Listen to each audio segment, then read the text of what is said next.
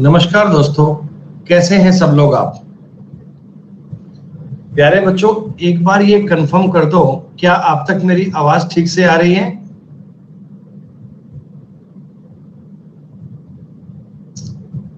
Okay भाई, मैं बिल्कुल ठीक ठाक, एकदम बढ़िया, सब सुपर फाइन। और मैं ये आशा करता हूं कि आप सब बच्चे भी बहुत स्वस्थ, बहुत अच्छे होंगे।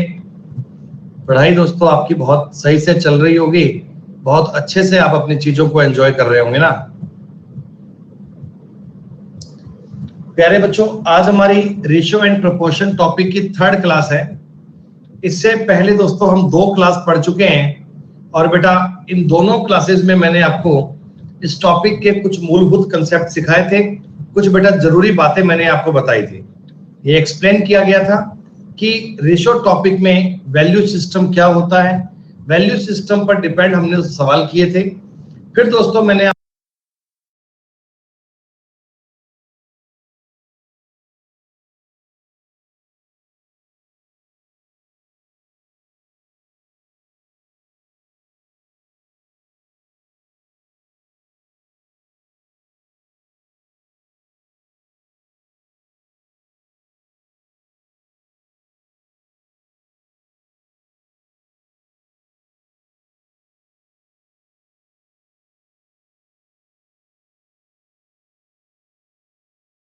आपको बताया था रेशो को मर्ज करना।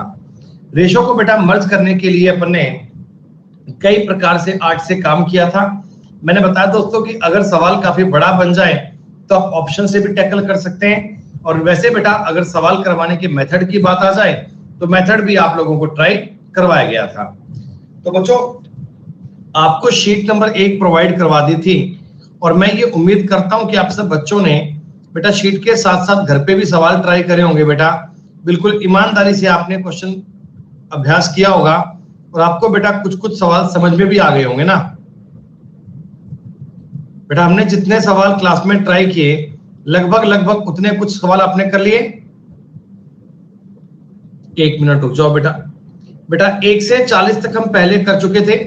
बेटा 1 से 40 तक की बात हमने पहले कर ली थी, ये कंप्लीट जानकारियां क्लास में हो गई थी, इनमें बेटा कोई डाउट आपका नहीं होना चाहिए। अच्छा, 41 से लेकर 60 तक बेटा सारे कंप्लीट है, इसमें तो कोई डाउट नहीं है। 41 to 60 बेटा मैंने सारे क्वेश्चन क्लास में करवाए थे। बेटा 41 से लेकर 60 के मैंने आपको सारे क्वेश्चन क्लास में करवाए थे और मैं उम्मीद करता हूं कि ये सारे आप लोगों ने बाद में रिवाइज भी किए होंगे। बेटा 61 से 80 तक के भी सारे ही सवाल बेटा क्लास में करवाए गए थे। यानी ये बात मैं इन शॉर्ट समझ लूं कि शीट नंबर 1 80 क्वेश्चन तक की बात डन है, 80 सवालों तक की बात सबको समझ में आ गई। क्या बेटा ये बात कंफर्म मान ली जाए ना? आज तुम्हें कुछ अच्छे कुछ अगले बेटा कंसेप्ट बताएंगे, बहुत बढ़िया कुछ नए लॉजिक, कुछ नई बातें बेटा सीखने को मिली।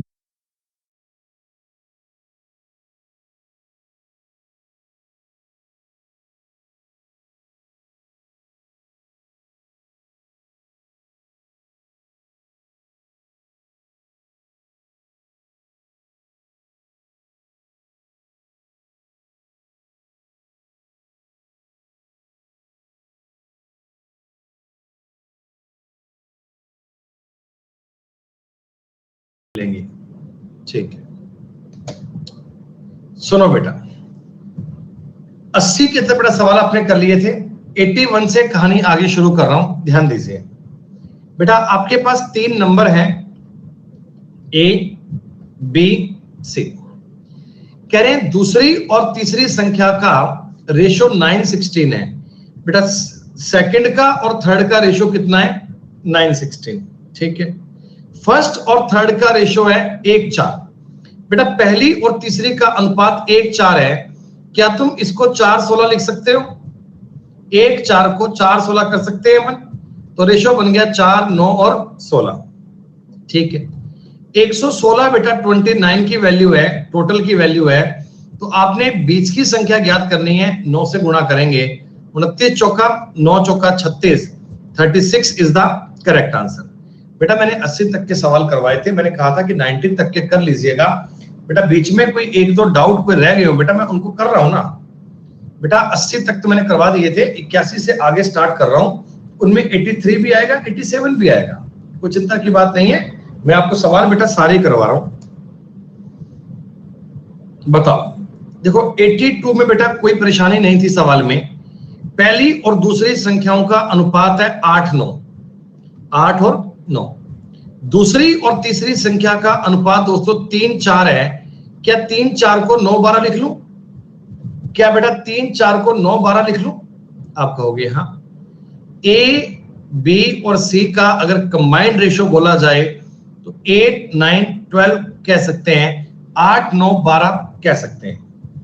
पहले और तीसरे का मल्टीप्लाई है दोस्तों, गौर कीजिएगा, 8x और 12x का मल्टीप्लाई है दोस्तों 2400। दोस्तों मैंने बताया था ना मल्टीप्लाई वाले केस में x क्यों मानना चाहिए। 12 से काटोगे 200 बार कटेगा दोस्तों, 8 से काटोगे 25 बार कटेगा दोस्तों। x की वैल्यू कितनी आ गई? 5। दूसरी संख्या की बात करेगा, 9 का मल्टीपल 45 आएगा दोस्तों। बहुत इजी और बहुत सिंपल जानकारी थी, सारे बालक 82 नंबर सवाल कर पाए। बेटा 83 नंबर सवाल देखो, बहुत इजी सवाल था, पता नहीं आप इस सवाल में क्यों अटक गए। बेटा ए और बी का जो अनुपात है वो 3:2 है, और बी अनुपात सी का भी अनुपात 3:2 है। सवाल में आपसे कहा कि ए और बी का रेशियो 3:2, बी और सी का रेशियो 3:2। तो पहली बात मुझे बेटा इतना बता दो, ए बी सी को कंबाइंड कर सकते हो? आप कहोगे हाँ। इसको 3 से गुणा करूंगा, 9, 6 और 4। बेटा ये रेशियो आपको मैंने कंबाइन करना बताया था। 361 19 की वैल्यू है, गुणा में ए पूछा 9 से गुणा कर लीजिए, 19 19 361 171 उत्तर बनेगा बेटा। 83 नंबर सवाल आपका डन हो गया। आ गया समझ में? आप सब लोगों ने बेटा 90 नंबर तक के सवाल करे होंगे, ये मैं उम्मीद करता हूं। और ये जो सवाल आपने करे होंगे ये आपको समझ में भी आ रहे होंगे बेटा प्रॉपर। ये कहानियां हम बहुत अच्छे से रिपीट कर चुके हैं, बहुत बढ़िया से बेटा ये बातें मैं आपको एक्सप्लेन कर चुका हूं। बेटा ये क्वेश्चन हमने क्लास में कर लिया था 84 नंबर, उत्तर इसका 56-3 आया था, याद होगा आपको 56-3 आंसर आया था। बेटा 85 नंबर बताओ, सवाल आप लोगों ने किया होगा 85। बेटा बड़ा सिंपल सवाल है, हो गया होगा आपसे। सारे बच्चे बताओ बेटा 85 डन है जी, बहुत बढ़िया। बेटा 86 भी बहुत इजी क्वेश्चन है। अब देखो इस सवाल में बेटा कोई दिक्कत नहीं है, ए और बी का आपको रेशियो दिया है 2:3, ठीक है। बी और सी का रेशियो दिया है बेटा 1:2, कोई दिक्कत नहीं। सी और डी का रेशियो दिया है बेटा 3:4, ऐसा। तो बेटा आप सीधी सी बात बताइए, क्या आप इन रेशियो को कंबाइंड कर सकते हैं? आप कहेंगे हाँ। देखो इसमें b का मान 3 है, इसमें b का मान 1 है। बेटा इसको 3 से गुणा करो। क्या मैं इसको बताओ 3-6 लिख लूं? क्या 1:2 को बेटा 1:2 को 3:6 लिख दूं? आपने कहा सर कोई दिक्कत नहीं है, बात आपकी सही है। अच्छा c का मान इसमें 3 है, इसमें 4 है, इसमें 6 है, तो इसको 2 से गुणा करके क्या 6-8 मान लिया जाए? हाँ सर। तो अगर बेटा आपको कंबाइंड रेशियो की बात करें, ए बी सी डी का कंबाइंड रेशियो पूछूंगा तो क्या बताइए, 2, 3, 6, 8 उत्तर बनना चाहिए? आप कहोगे जी हाँ। बेटा ए और डी का डिफरेंस 648 है, तो बटा में कितना 6 लिखूं क्या? ए और डी का डिफरेंस आपको दिया हुआ है, तो बटा में बेटा ए और डी का डिफरेंस ही आएगा। और हमसे क्या पूछा गया दोस्तों, हमसे डिमांड क्या की गई दोस्तों, आपको इस सवाल में क्या पूछा, what is the sum of their share, उनके शेयर का टोटल कितना है। बेटा ए और डी का डिफरेंस दिया हुआ है और ए और डी का सम पूछा गया। ए और डी का डिफरेंस दिया हुआ है, ए और डी का बेटा सम पूछा हुआ है, आप सम ज्ञात कर लीजिए। 216 कटेगा, सॉरी 108 बार कटेगा। अच्छा बेटा सॉरी टोटल, बेटा ये क्या सम ऑफ देयर शेयर, बेटा ये टोटल पूछा गया, टोटल ये पूछा गया, टोटल उनका शेयर कितना है। टोटल बेटा टोटल पैसा कितना होगा, 8, 14, 17, 19 बनेगा। बेटा ये सवाल देना चाहिए था ऑल बोला, ऑल, तो लास्ट में 2 बनना चाहिए, गुणा मत करना बेटा, लास्ट में 2 बनना चाहिए, उत्तर डी बनेगा। इकाई का अंक फोकस कर लिया करो, 8 निमा 72 2 बनेगा, और 2 वाला एक उत्तर है 2052 बेटा, लॉक कर दीजिए, खत्म बात, कोई बात नहीं। 87 बेटा आप लोगों ने कर लिया होगा। देखो पहली संख्या दूसरी संख्या की तिगुनी है बेटा, पहली संख्या ना वो दूसरी संख्या का थ्राइस है, यानी ये अगर 1 है तो ये 3 है, और कह रहे तीसरी संख्या पहली संख्या की 2/3 है, तीसरी संख्या ना वो पहली संख्या की 2/3 है, ये 3 है तो ये 2 है क्या दोस्तों? पहली संख्या दूसरी संख्या की तिगुनी है, तीसरी संख्या पहली संख्या की 2/3 है, तो आपको केवल लैंग्वेज पढ़नी थी, रेशो बेटा 3 1 2 बनेगा। 252 दोस्तों 6 की वैल्यू है, और हमसे पूछा गया था दूसरी क्या 1 की वैल्यू क्या है, तो 6 चौका 24 6 दूनी 12 42 आपके सवाल का उत्तर आया। 87 तक की बात डन। दोस्तों ये जो शीट नंबर 1 मैंने आपको प्रोवाइड करवाई है ना, ये आपके रेशो के बेटा बेस क्लियर करने के लिए है बेटा, ये रेशो का आपका बेसिक कंसेप्ट आपको समझाने के लिए है, बेसिक बातें आप लोग कर पाए उसकी ये शीट है। क्या बच्चों आपने 88 नंबर सवाल कर लिया होगा? ऐसे बेटा अपन कई सवाल कर चुके हैं, तो ये सेम थीम का सवाल बेटा आपने कर लिया होगा ना, ठीक है।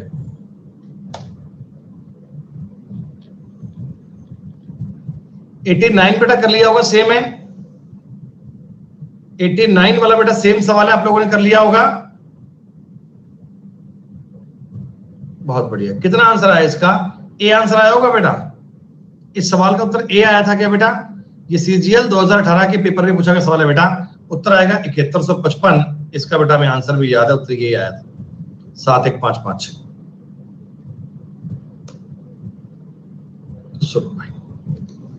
बेटा अब देखो 90 नंबर सवाल की बात समझो बेटा, अब 90 नंबर क्वेश्चन की बात समझो। इस सवाल को हम 2 तरीके से बताएंगे, आप दोनों प्रकार की बातों को कैच कीजिएगा।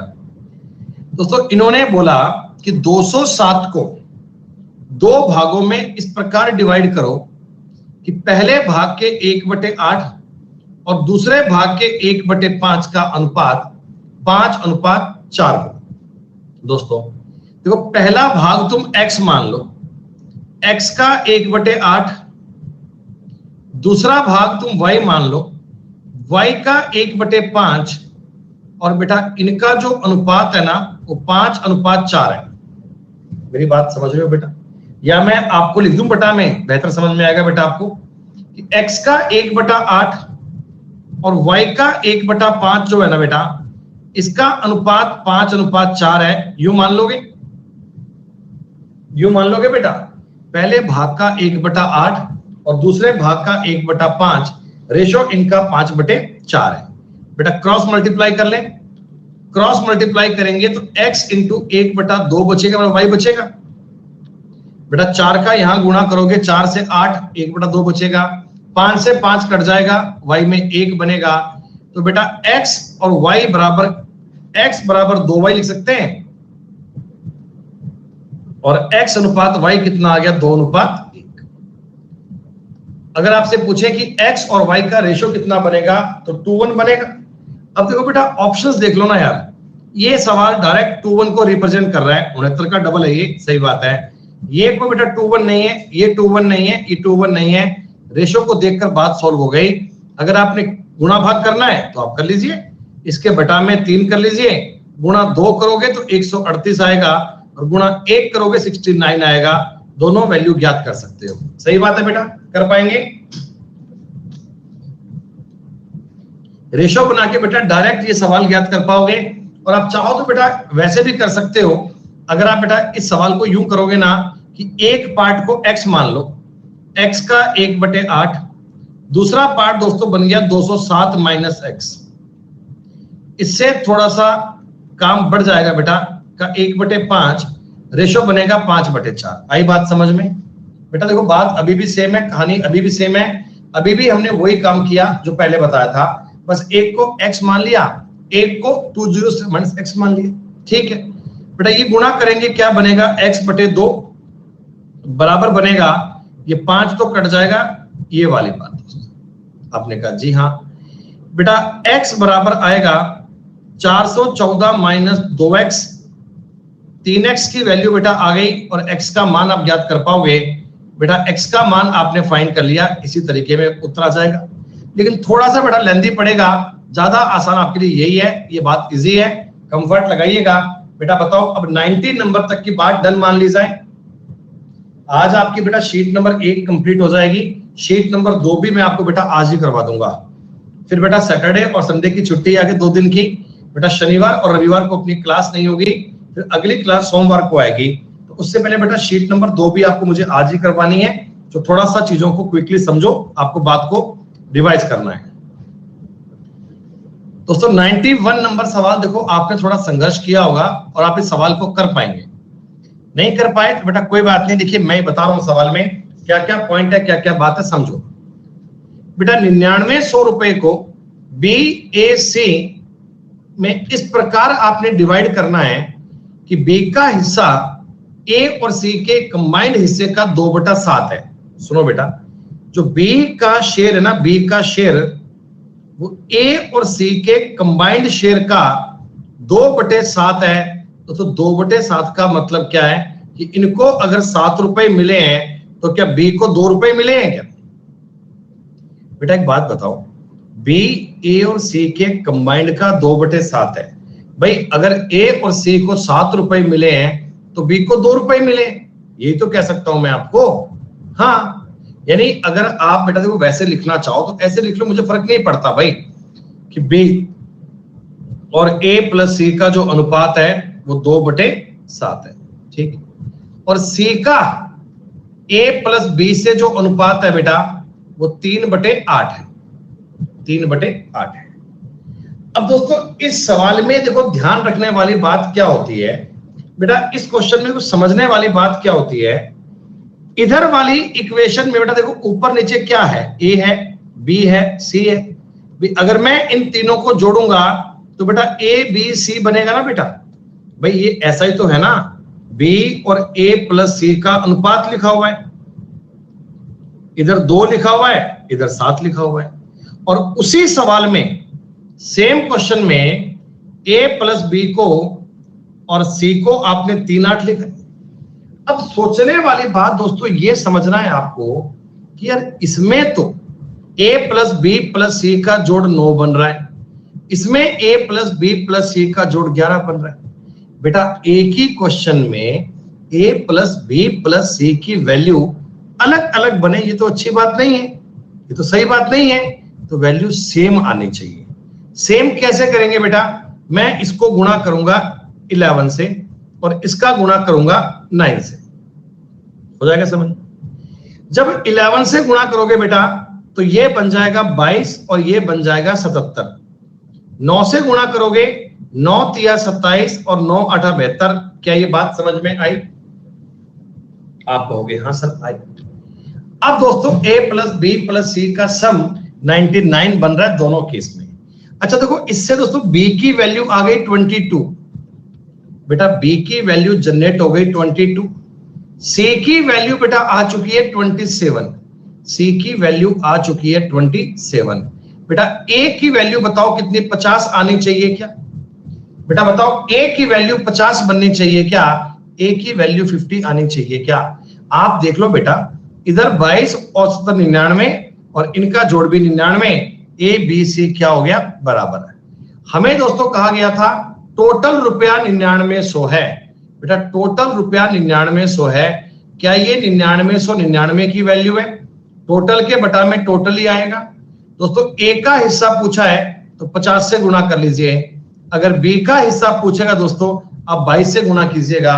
दोस्तों C का हिस्सा पूछेगा आप 27 से गुणा कर लीजिए।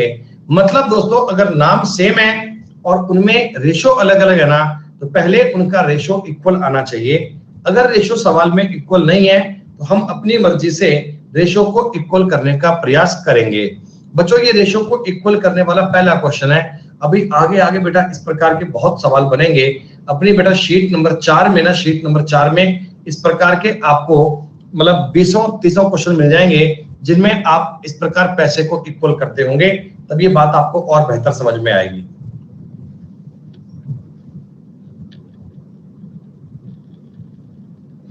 सब बच्चों को समझ में आया? भैया इतनी तो दिमाग की बात लगा लो यार। जब आपको पता है ए और बी का जोड़ 72 है, बी की वैल्यू 22 है, तो ए का मान 50 ही आएगा। या यहां से कर लो, ए और सी का मान 77 है, सी का मान 27 है, तो ए का मान 50 आएगा।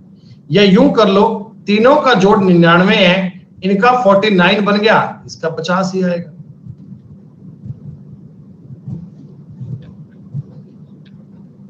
सुनो बेटा, ए बी सी में कोई पैसा आपने इस प्रकार बांटा कि जब ए को 1 रुपया मिलता है, बी को 80 पैसे मिलते हैं।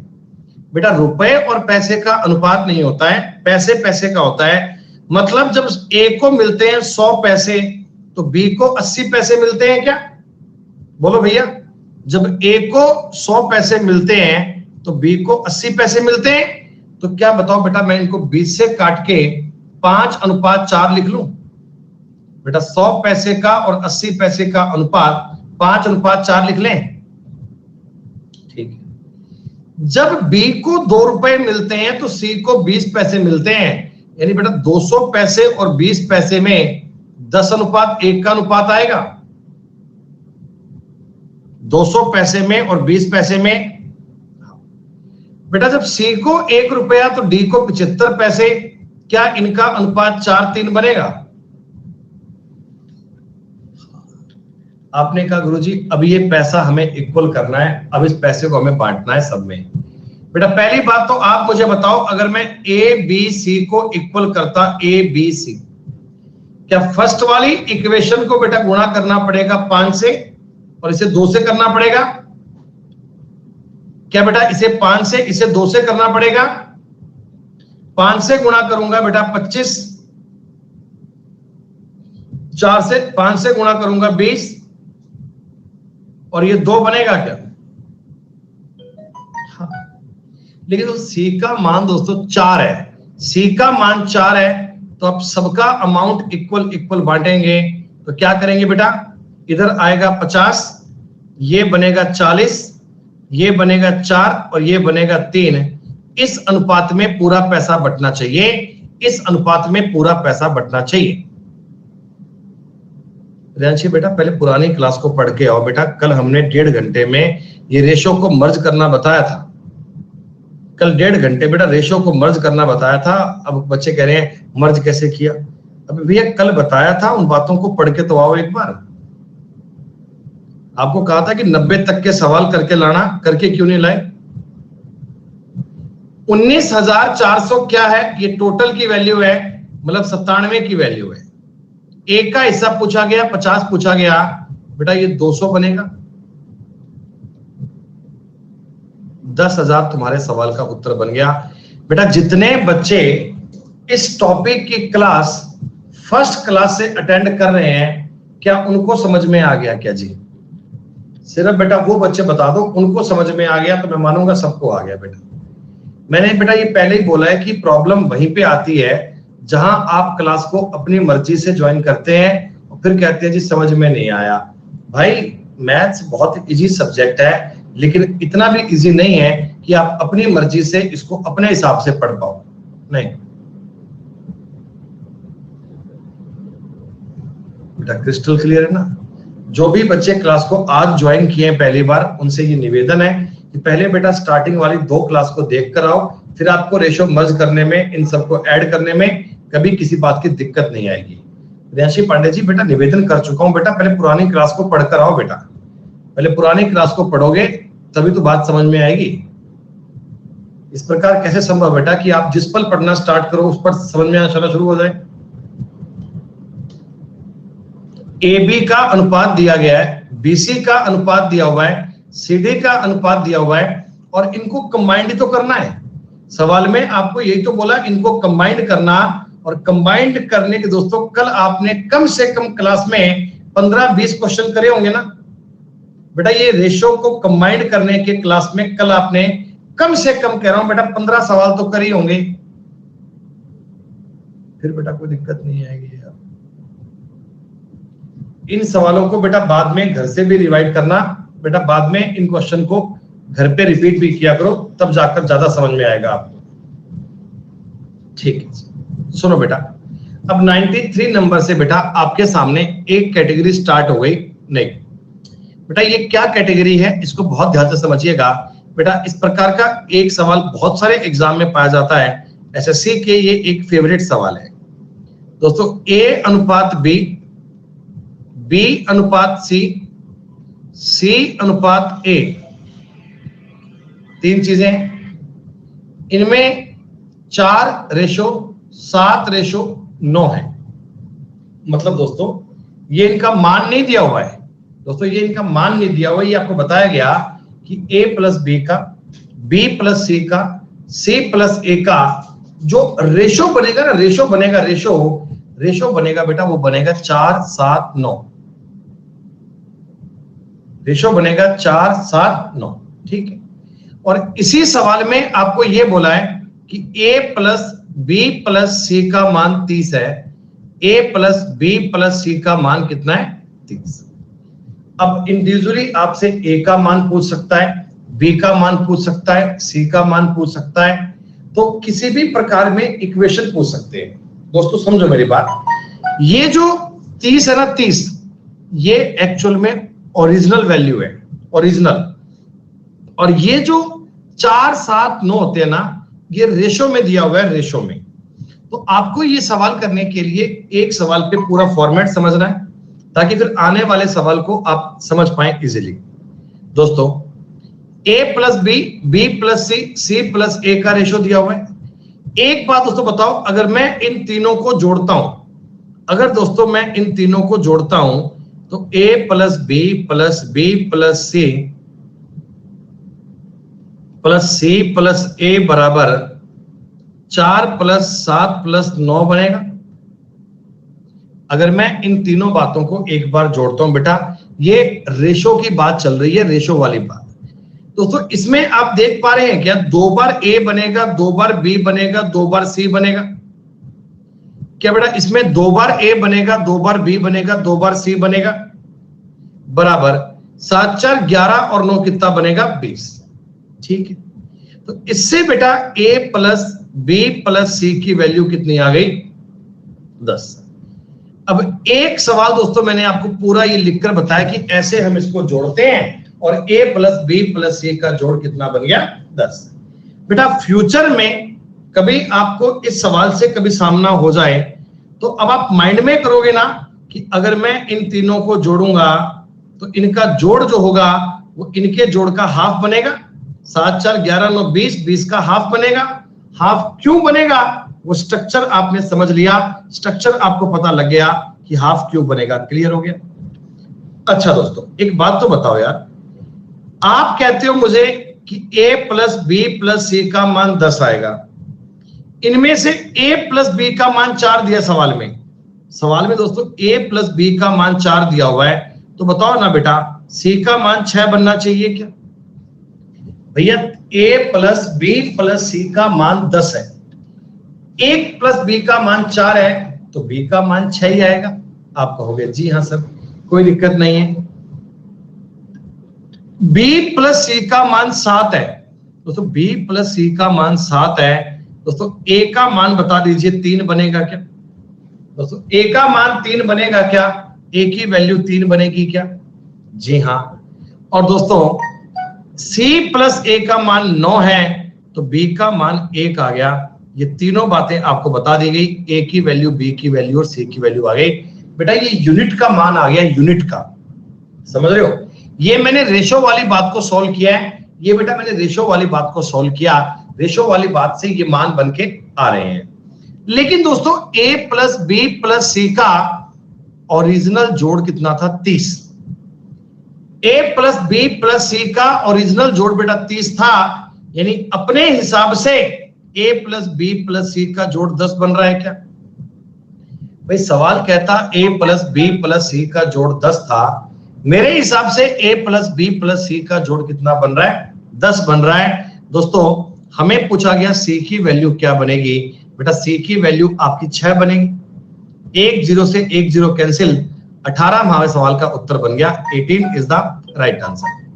चूंकि दोस्तों ये पूरी कहानी आपको मैंने डिटेल में बतानी थी बेटा, इसलिए मैंने सवाल पूरा एक एक स्टेप लिखकर आपको बताया है। इसके आगे आने वाले क्वेश्चंस पर हम इतना कुछ नहीं लिखेंगे, फिर भी आंसर आएगा। सिर्फ एक बार सवाल देखकर बताओ बात समझ में आई?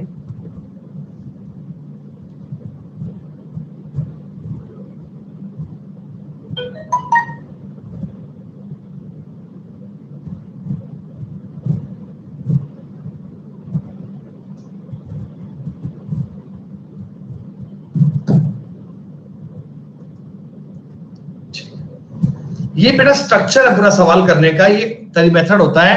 अब बार बार हमें कभी इस पे माथापच्ची नहीं करनी बेटा, हमें बार बार ये सवाल इतना कंफ्यूज नहीं करना, हमें सीधी सी बात को चेक करना है। सवाल क्या बनेगा देखिए, सुनो। अब मैं इस सवाल पे बेटा देखो माथापच्ची नहीं करूंगा, तो भी आपको ये बात इतनी सी पता लग गई क्या कि a plus B plus C का मान 7 5 12 6 18 का आधा 9 आएगा। स्टेप बच गया बेटा, देखो अपना काम बच गया, मैंने सबको जोड़ा आधा कर दिया, तुरंत आपके माइंड में बात क्लिक हो गई। अच्छा लगे हाथ, मुझे फटाफट बता दो बेटा, फटाफट बता दो a का मान आपके हिसाब से a का मान दोस्तों 2 बनना चाहिए क्या?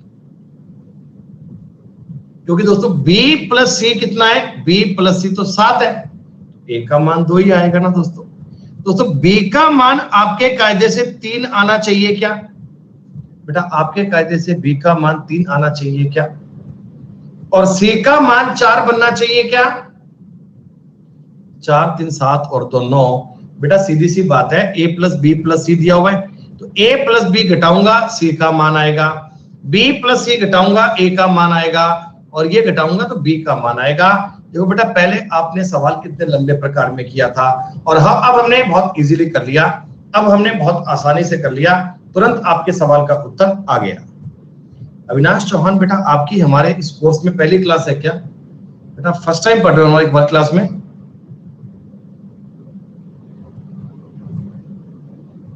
इस कोर्स में? हाँ, आज नए नए आए हो ना बेटा, तभी तो। एक बेटा हमारे कहावत ऐसे कहते हैं कि जो नया नया मुसलमान बनता है वो ज्यादा अल्लाह अल्लाह किया करता है, समझ रहे हो? आप क्लास में नए नए आए हो ना बेटा, तो आपको ये लगता है कि मतलब सारी क्लास में अकेला मैं ही इंटेलिजेंट हूं, बाकी सारे बच्चे नालायक हैं, जबकि ऐसा नहीं है दोस्तों। हो सकता है आपसे ज्यादा बुद्धिमान हो, लेकिन थोड़ा वो सलीके में चलते हैं, थोड़ा हिसाब से चलते हैं बेटा।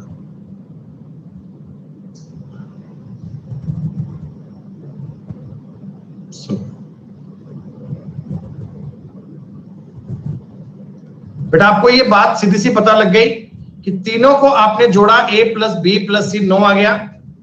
a प्लस बी का मान 5 था, तो c का मान कितना आ गया? 4। b प्लस सी का मान 7 था, तो a कितना आ गया? 2, और b कितना आ गया? 3। इक्वेशन आपको दी गई है 2a प्लस माइनस 3b। बेटा आप इस वाली बात को वैल्यू बनाओ, वैल्यू के अंदर सवाल सॉल्व होगा। देखो बेटा 2a का मतलब 4, 3b का मतलब 9, 4c का मतलब 16, 16 4 9 20 में से 9 गए 11। बेटा इस चीज की वैल्यू आपके हिसाब से 11 बन रही है, और सवाल में 66 दिया है, तो 66 वैल्यू 11 की आएगी बेटा। अरे 66 वैल्यू 11 की आएगी। c का मान पूछा गया, 4 से गुणा कर दीजिए, c का मान 24 बनेगा क्या? अरे जितना बता रहा हूं उसका 20-30% पल्ले पड़ रहा होगा, 20-30% पल्ले पड़ रहा होगा। दोस्तों रेशो टॉपिक के इंपॉर्टेंट सवाल चल रहे हैं, थोड़ा ध्यान से पढ़िएगा। आपको ये सवाल इतना पूरा लिखना नहीं होता, माइंड में सॉल्व हो जाता है, लेकिन कंडीशन है आपने कोई इस प्रकार के 10-20 क्वेश्चन सॉल्व कर रखे हैं, कई बार इनको पढ़ रखा है, तो आप सवाल कर पाएंगे, कोई दिक्कत नहीं है। ठीक है, एक और समझते हैं बेटा। सब बच्चे जितना पूछो उतना रिप्लाई कीजिएगा please. a plus B plus C कितना आएगा, सिर्फ इतना बोल दीजिए। a plus B plus C कितना आएगा, इतना बोल दीजिए। चाहे पॉइंटों में आए, कोई दिक्कत वाली बात नहीं है। 9 कैसे आ गया, दिमाग खराब आदमी का।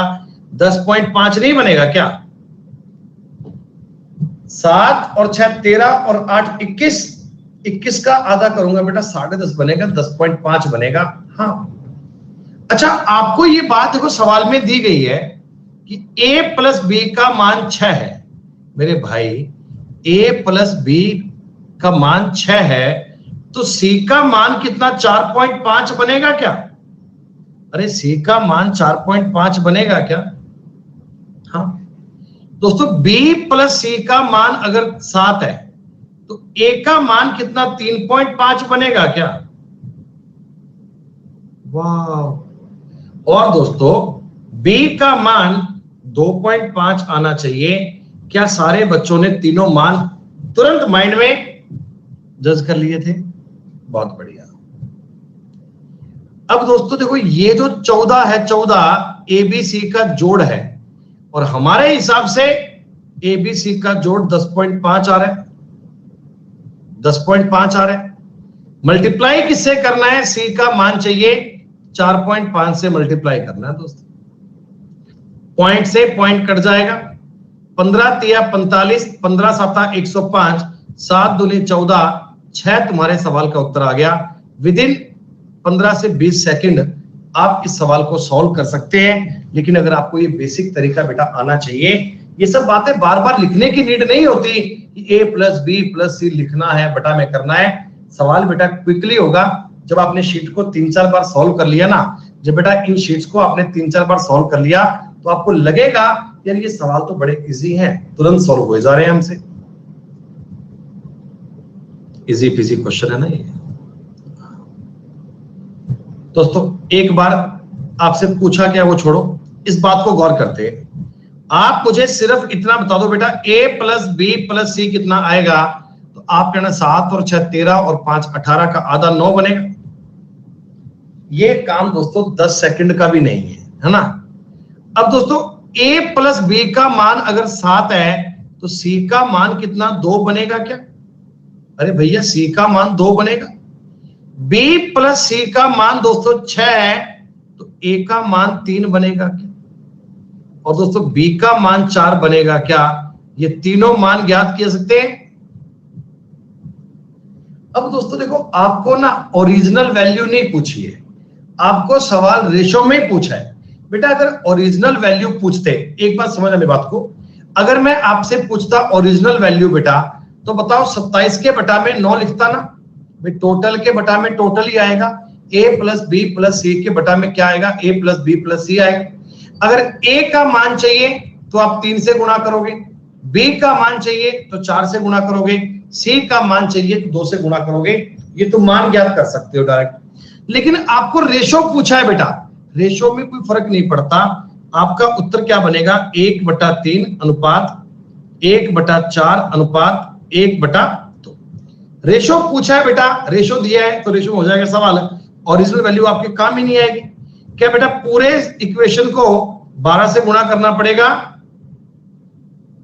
हाँ, 4 3 और 6 यही हमारे सवाल का उत्तर था बेटा। इस डाटा का हमें कोई यूज नहीं था। ये बेटा डाटा आपको एक्स्ट्रा ले सकते हैं, इसका कोई यूज ना आए। ये इसी प्रकार का सवाल था। आ गया? वैसे दोस्तों इस सवाल में आपको ए भी दे, बी भी दे, सी भी दे, कोई पूछे तो सारी बातें आप याद कर सकते हैं। बेटा अभी तो पहली बार पढ़ रहे हो, जब ये क्वेश्चन आप 2 4 5 7 10 बार करोगे ना, तब ये बातें देखो और समझ में आएंगी बढ़िया से। सुनो बेटा, बहुत ध्यान से सुनिएगा, सवाल बड़ा अच्छा है ये। बेटा इस 2 का एक बार इधर गुणा करो। आपको इक्वेशन क्या दी गई है? 2q बराबर छोटा p plus q plus r। क्या बेटा ये बात आपको एग्जाम में प्रोवाइड करवाई गई है क्या? ये बात आपको एग्जाम में दी गई है ना बेटा? 2 का मैंने गुणा कर दिया और कुछ नहीं किया, ठीक। अच्छा दोस्तों एक बार बताओ, मैं अगर इन तीनों रेशो को जोड़ता हूं, अगर मैं इन तीनों रेशो को जोड़ता हूं दोस्तों, तो क्या ये बनेगा क्या कि sir q minus p plus q minus ये q plus q minus r। क्या बच्चों यही बनेगा? बराबर कितना बनेगा? 17 और 5 22, 22 और 8 कितना हो गया? 30। रेशो को जोड़ा है बेटा मैंने, कुछ और नहीं किया। अच्छा, इसमें Q कितनी बार बनेगा? 3Q। माइनस अगर कॉमन लूंगा तो P plus Q plus R बनेगा अंदर बेटा। क्या बताओ? अंदर माइनस कॉमन लेकर P Q R बन जाएगा। बच्चे को ये बात पता है, सवाल में दिया गया कि ये जो चीज है ना, ये जो चीज है बेटा, ये 2Q के इक्वल है। मैंने सवाल में दिया है, देखो साफ साफ लिखा ऊपर, आप पढ़ोगे तो ये 3Q में से 2Q गए बेटा, Q का मान 30 आ गया क्या? चूंकि पहली बार पढ़ रहे थे इसलिए आपने इस सवाल को इतना लंबा किया।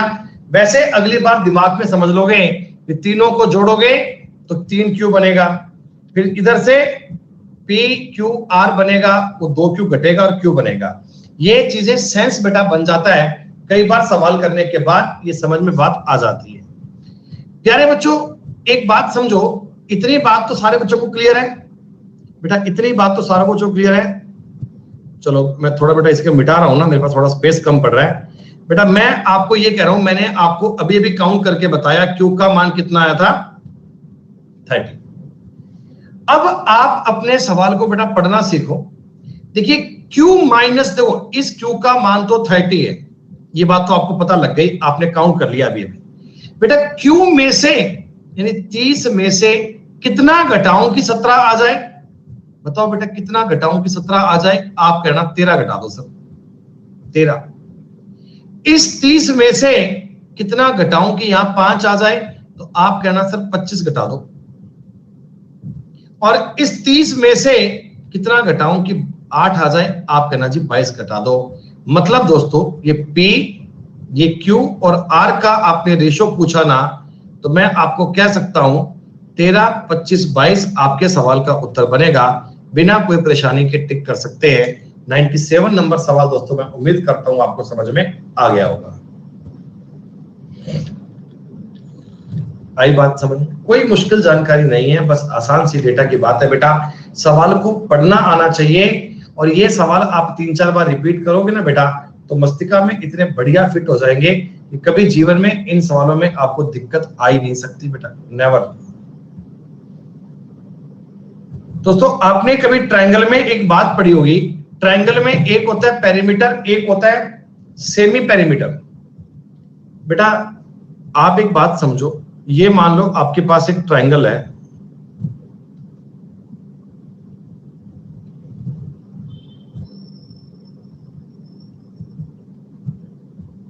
एक ट्रायंगल ए बी सी है ना बेटा। ए के सामने की लाइन को शॉर्ट लाइन ए बोलते हैं, बी बोलते हैं और सी बोलते हैं। तो बच्चों इस ट्रायंगल का जो परिमाप है, परिमाप जिसको हम बोलते हैं पेरीमीटर, क्या वो A प्लस बी प्लस सी होता है क्या? लेकिन दोस्तों आपने शायद कभी मैथ्स में 10वीं क्लास में एक हीरोन का फॉर्मूला पढ़ा होगा ट्रायंगल का एरिया ज्ञात करने के लिए। वहां अपन एक S ज्ञात किया करते हैं, S क्या होता है बेटा? इसका होता है semi perimeter A plus B plus C बटा 2। याद है? A plus B plus C बटा 2 बेटा, ये होता है एक सेमी पेरीमीटर, ये होता है बेटा परिमाप, अर्ध परिमाप, है ना जी। तो यहां दोस्तों एक बात समझिए, इन्होंने आपको बोला ना कि S एक अर्ध परिमाप है, S एक अर्ध परिमाप है, तो आपको ये बात समझ में आ गई कि S बराबर A plus B plus C बटा 2 बनेगा। जैसा आपने अभी एक सवाल किया था Q वाला, ये वैसा ही क्वेश्चन है क्या दोस्तों? ये वैसा ही क्वेश्चन है ना कि हाँ वो वैसा ही सवाल, सेम बात बन चुकी है। अब मुझे एक बात आप सोचकर बता दो बेटा, ठंडे दिमाग से बता दो, अगर मैं इन तीनों को जोड़ूंगा तो 3S बनेगा, अंदर A प्लस बी प्लस सी बनेगा। क्या इसको 2S लिखूंगा? बराबर में 11 और 8 19 7 26 बनेगा।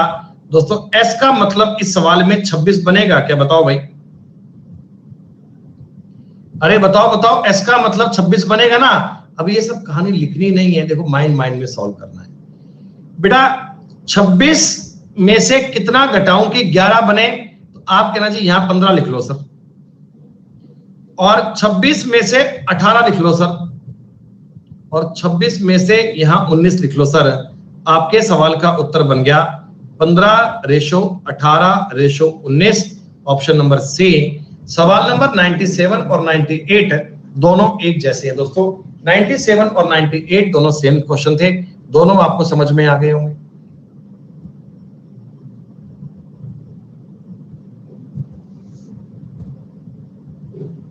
बेटा मैं रिपीट नहीं कर पाऊंगा, I am sorry for that बेटा।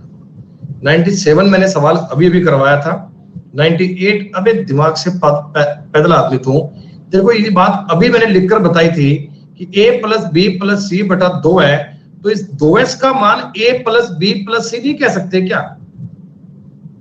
एक स्टेप, अगर एक स्टेप को थोड़ा सा शॉर्ट में लिख दो ना तो तुरंत इनके पेट में दर्द हो जाता है कि सर ये कैसे लिख दिया। भाई थोड़ी आंखें खोलकर सवाल को देख भी ले। इससे पहले 97 नंबर सवाल करवाया था और ये 98 करवाया दोस्तों। क्या इन दोनों में कोई डिफरेंस है क्या? 97 में और 98 में कोई डिफरेंस है क्या?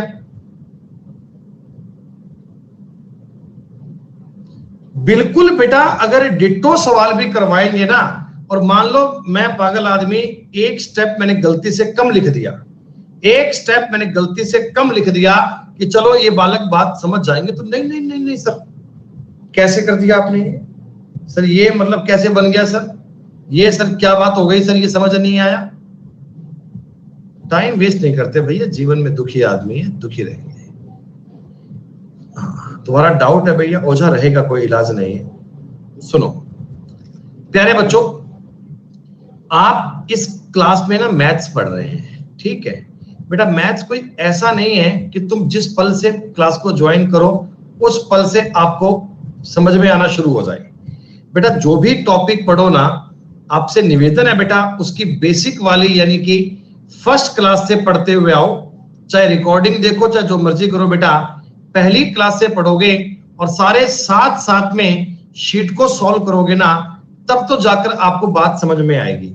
अगर डायरेक्ट आप बड़े सवाल से स्टार्ट करोगे भैया, फिर समझ में नहीं आएगा। फिर बेटा आपका बार बार एक ही कमेंट आएगा, रिपीट कर दो, रिपीट कर दो, रिपीट कर दो। भैया मैं कहता हूं सब्सक्रिप्शन ले लो 5 साल का, 5 साल पढ़ लो भैया, समझ में नहीं आएगा, सेक्शन नहीं होगा। जब तक बेस क्लियर नहीं होगा तब तक नौकरी लग नहीं पाएगी। सुनो अब बेटा मैं आपको बता देता हूं, ध्यान दीजिएगा कि केवल इजी इजी क्वेश्चन कर कर आप समझो ना कि हमें मैथ्स आ गई, तो बेटा क्या पता एग्जाम में सवाल टफ आए। एग्जाम में क्वेश्चन बेटा इजी भी आ सकते हैं, एग्जाम में क्वेश्चन हाई लेवल के भी आ सकते हैं। तो सही प्रिपरेशन वो है जब आप ईच एंड एवरी लेवल को कवर करो। अगर आप केवल इजी इजी क्वेश्चन पढ़कर खुश हो रहे हैं बेटा, तो घर पे तो खुश हो जाओगे, लेकिन एग्जाम में जाकर आपको बेटा दुख फील करना पड़ेगा। एग्जाम में जाकर दोस्तों आपको परेशान होना पड़ेगा। तो मैं आपको बेटा सवाल सारे करवाऊंगा। मैं आपको दोस्तों इजी से इजी और टफ से टफ क्वेश्चन करवाऊंगा। हर एक प्रकार की दोस्तों बात बताऊंगा, आप समझिएगा। बड़ा ही इंटरेस्टिंग, बड़ा ही अच्छा क्वेश्चन है। 2018 कंबाइंड हाई सेकेंडरी लेवल के पेपर से लिया हुआ ये सवाल दोस्तों, बड़ा ही इंटरेस्टिंग, बड़ा ही शानदार। सुनिएगा, आपको एक लंबी सी इक्वेशन दे दी। अब एक बालक आएगा इसका आंसर देने के लिए, मैं जानता हूं वो आएगा होशियार। अब देखते हैं वो कैसे आएगा। x - 2y + 8z, y - 3z + 4w, 4x + 5z - 7w बराबर 3, 4, 7 का अनुपात दिया हुआ है। एक मिनट रुको प्लीज, एक सेकंड प्लीज।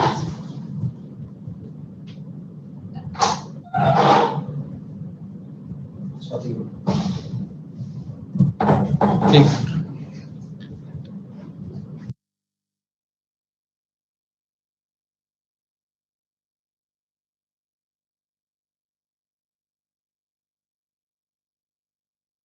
लड्डू नहीं आया भैया, लड्डू नहीं आया। लड्डू को लेके आएंगे, शाम को दिखाएंगे आज तुम्हें, ठीक है भाई, शाम को लाना लड्डू को।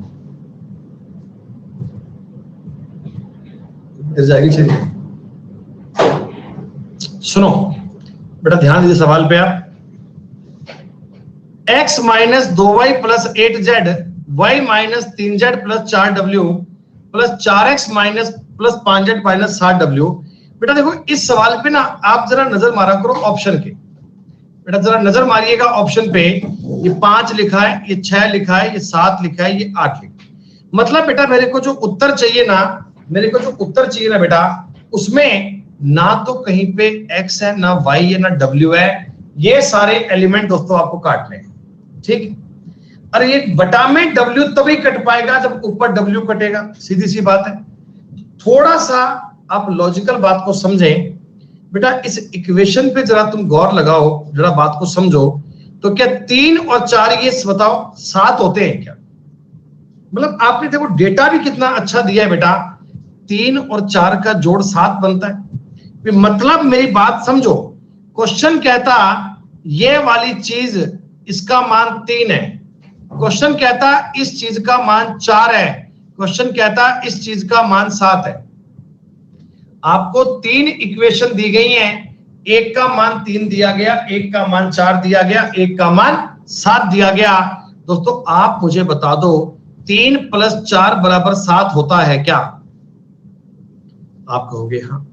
तो क्या मैं ऐसा बोलूं क्या कि x - 2y + 8z, ये तो 3 वाली बात है, प्लस y - 3z + 4w, ये 4 वाली बात है। दोस्तों ये बराबर है 4x + 5z - 7w। दोस्तों मैंने कोई अपने मन से नया फॉर्मूला नहीं लगाया, मैंने केवल आपको इतना समझाया है कि 3 और 4 का जोड़ कितना बनेगा, 7 बनेगा। तो 3 और 4 बेटा मैंने इन दोनों को जोड़कर तीसरे के इक्वल रख दिया। यहां तक की बात में कोई डाउट तो नहीं है बच्चों आपको? ठीक है, जरा बेटा अपन x और y वाले एक तरफ कर लें, x और y वाले एक साइड में कर लें। देखो x का क्या क्या एलिमेंट है बेटा, x का एक तो ये रहा, और ये 4x भी इधर आएगा, तो क्या माइनस का 3x बन जाएगा? दोस्तों ये देखो x था, मैं इसी तरह मार्क कर लेता हूं, ये x लिया मैंने, और ये 4x इधर आएगा, तो क्या बन जाएगा? माइनस का 3x। आप कहोगे हाँ सर ये माइनस का 3x बनेगा, इस बात में कोई दो राय नहीं है सर, बात समझ में आ गई। बेटा अगर आप माइनस का 2y है और ये y है, क्या ये माइनस का y बनेगा? बेटा माइनस का 2y प्लस का y माइनस का y बनेगा। बेटा ये 8z और ये 3z, 8 में से 3 गए बनेंगे 5z, और इधर भी 5z कट जाएगा। बेटा इधर भी 5z प्लस का है, इधर भी 5z है, दोनों आपस में कट जाएंगे। जी हाँ, प्लस बनेगा बेटा, w को मैं उधर ले जाऊंगा, छोड़ दो, बराबर दोस्तों माइनस का 7w माइनस का 4w। क्या ऐसा लिख पाओगे? मैं x और y और z एक तरफ ले आया, और दोस्तों w मैंने एक तरफ कर लिया। पूरे सवाल को दोस्तों मल्टीप्लाई कर लो माइनस से। 3x + y की वैल्यू 11w आ गई क्या? यहां तक की बात आप लोगों को समझ में आई क्या? अब दोस्तों एक नजर अपने सवाल पे लगा लीजिए, थोड़ा सा कंसंट्रेशन अपने सवाल पे कर लीजिए। सवाल में लिखा हुआ है 6x + 2y, 6x + 2y। क्या अपने डेटा के आसपास पहुंच गए? क्या अपने डेटा के आसपास पहुंच चुके हो? हाँ, 6x + 2y बराबर 22w। खत्म बात। बेटा वैल्यू पुट कर दीजिए, 22w - 17w बराबर में w, 5w बटा w। उत्तर अपने सवाल का दोस्तों 5 बन गया। एक एक स्टेप बेटा मैंने आपको मोती की तरह पिरो के लिखकर बताया है, पूरा कंसेप्ट आपको लिखकर बताया बेटा। आशा करता हूं कि आप ये बात समझ गए कि इस प्रकार का सवाल हमें मिले तो हमें क्या प्रोसेस लगानी है, क्या तरीका लगाना है। बिल्कुल सेम प्रकार का बेटा मैं एक सवाल आपको और करवाऊंगा, बिल्कुल सेम प्रकार का मैं आपको एक क्वेश्चन और करवाऊंगा। ये बात सबको समझ में आई ना बेटा? इंटरेस्टिंग लग रही है मैथ्स आपको? ये सवाल दिखने में बड़े बड़े लगते हैं बच्चे, बालक पेपर में ना सवाल छोड़ जाते हैं, गुरुजी मैथ बहुत टफ है, गुरुजी मैथ बहुत टफ है। लेकिन बेटा मैथ कहीं कहते हैं बहुत टाइम लगा। अरे ये सवाल सॉल्व करने में बेटा 30-40 सेकंड से ऊपर टाइम लगेगा नहीं। अगर आपने पहली बार पढ़ा है तो टाइम लगेगा, लेकिन 2-3 बार रिपीट करोगे तो बात सारी डन। अरे वाह,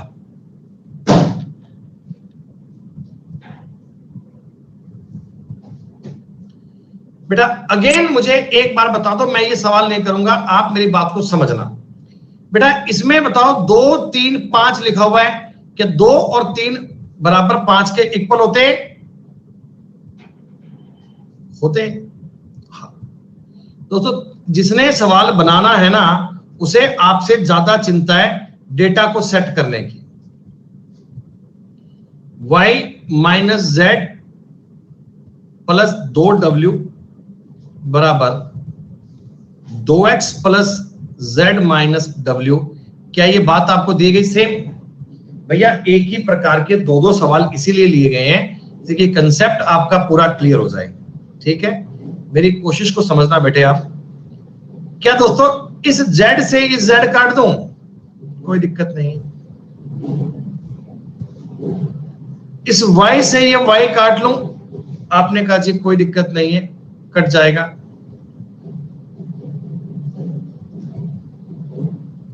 नमस्कार सर जी, बस 5:30। ओके,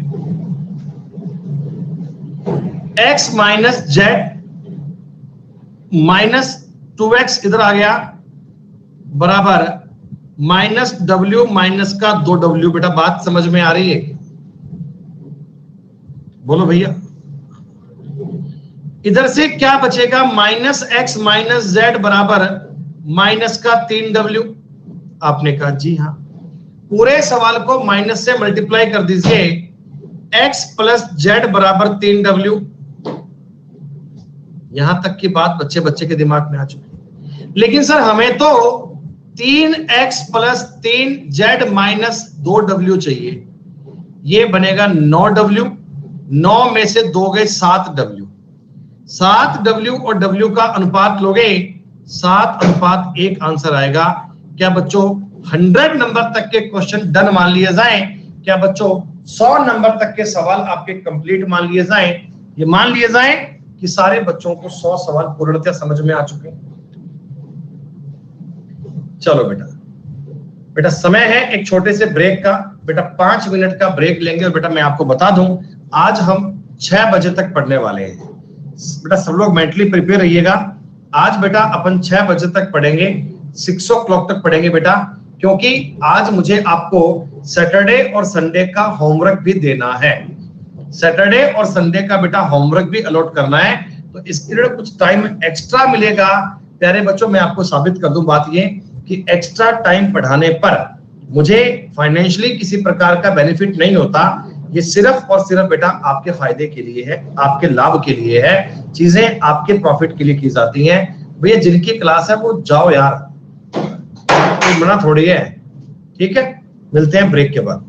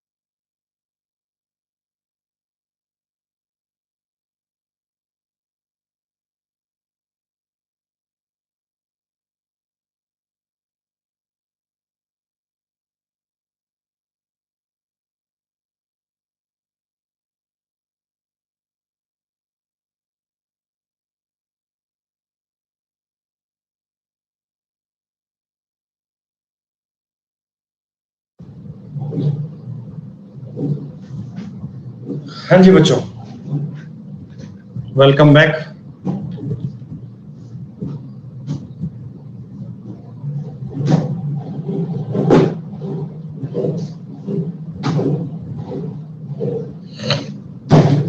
दोस्तों 100 नंबर तक के सवाल की बात डन, क्लियर है।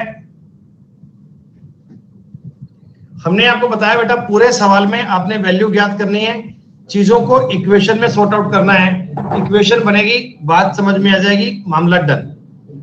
तो बेटा 100 तक की बात आप लोगों ने समझी, एकदम आसान जानकारी है, इजी बात है। अब चलते हैं बेटा इसके बाद 100 के बाद में आखिरी बेटा 20 सवाल हैं, एक नए कंसेप्ट पे, एक नए लॉजिक पे। बहुत इजी सी बात है, बस समझकर चलिएगा। ये एक कंसेप्ट है बड़ा प्यारा सा समझने के लिए। दोस्तों आप मुझे एक बात बताओ, मैंने मान लो आसान एग्जांपल लेता हूं, 1/2 लिखा है, 1/2। और दोस्तों यहां मैंने बेटा रोनी नहीं आया तो छोड़ दो बेटा, कोई दिक्कत वाली बात नहीं है, कोई समस्या वाली बात नहीं है, एग्जाम में यही सवाल आएगा, ऐसा थोड़ी है बेटा, कोई बात नहीं, छोड़ दे बेटा। 1/2 बराबर 3/6 होता है क्या? 1/2 और 3/6 होता है क्या? 1/2 का रेशो और 3/6 का सेम ही तो बात है। अगर मैं 3/6 को काटूंगा तो भी 1/2 ही बनेगा। अच्छा, बराबर ये 4/8 भी होता है क्या?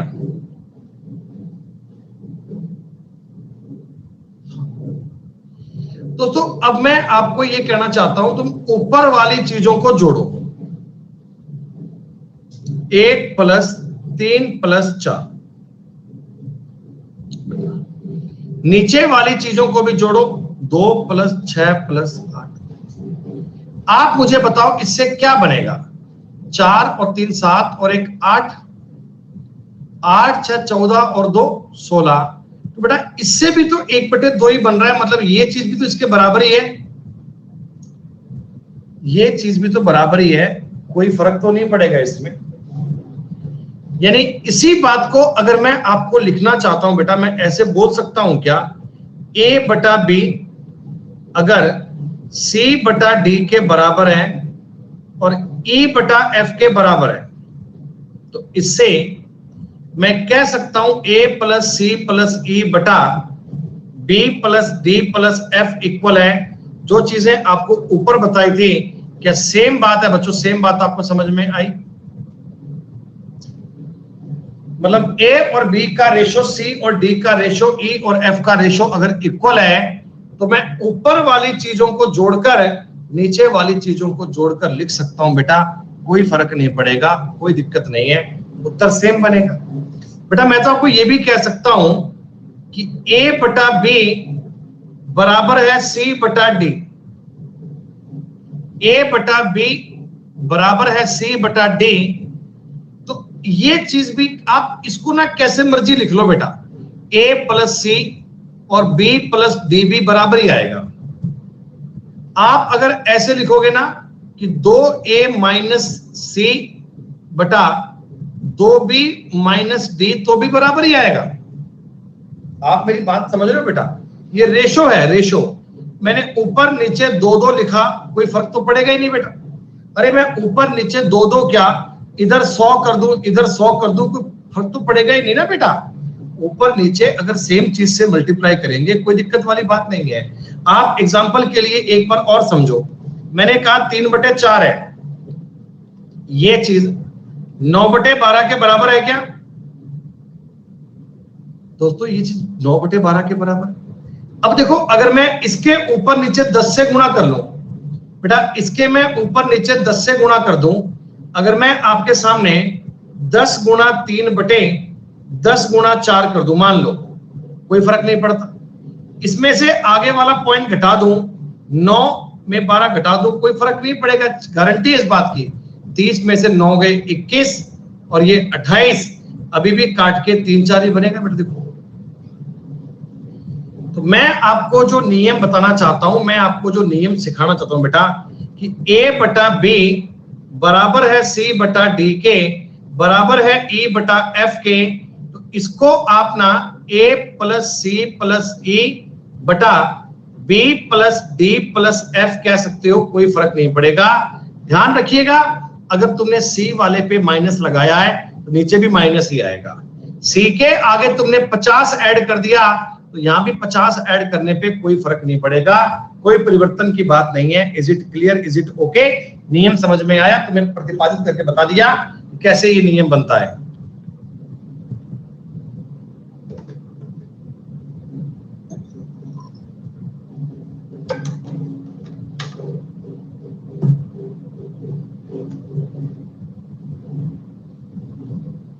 चिंता की कोई बात नहीं है, आप सिर्फ सवाल का मतलब समझें, पलक झपकते ही उत्तर तैयार।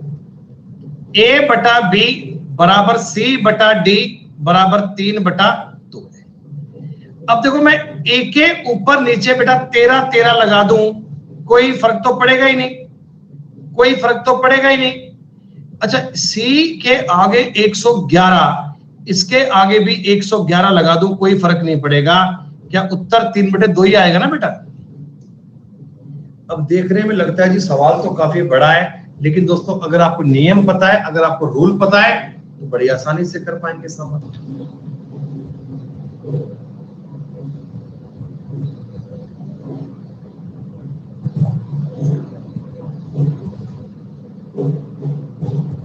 अरे बी लिख दे, क्या हो गया?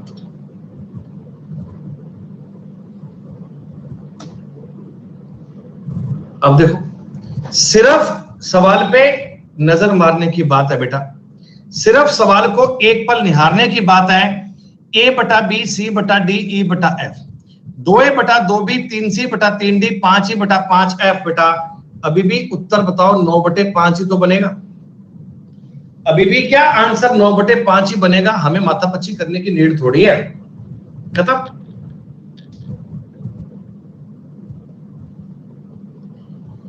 a बटा बी बराबर सी बटा डी बराबर ई बटा एफ, a के आगे तुमने m जोड़ दिया, c और d के आगे n जोड़ दिया, कोई फर्क नहीं पड़ता बेटा, उत्तर 2 ही बनेगा बेटा, कोई दिक्कत नहीं है। सवाल को देखा, देखते ही उत्तर तैयार, डन। कंसेप्चुअल क्वेश्चन है बेटा, ये कंसेप्चुअल है बेटा। इस सवाल का उत्तर 9 आएगा, आप समझ लोगे क्यों आएगा, क्योंकि m a square b square किया है बेटा। स्क्वायर देखो, स्क्वायर a वाला किया हुआ है ना, आपको पता है a बटा b बराबर c बटा d बराबर e बटा f है बराबर 3। अगर मैं सबका स्क्वायर कर दूंगा तो a स्क्वायर बटा b स्क्वायर बराबर c स्क्वायर बटा d स्क्वायर बराबर e square plus f square बराबर 9 बनेगा बेटा, 9। तो इसके आगे तुम m जोड़ो, n जोड़ो, p जोड़ो, कोई फर्क नहीं पड़ता। 104 नंबर सवाल क्लियर है।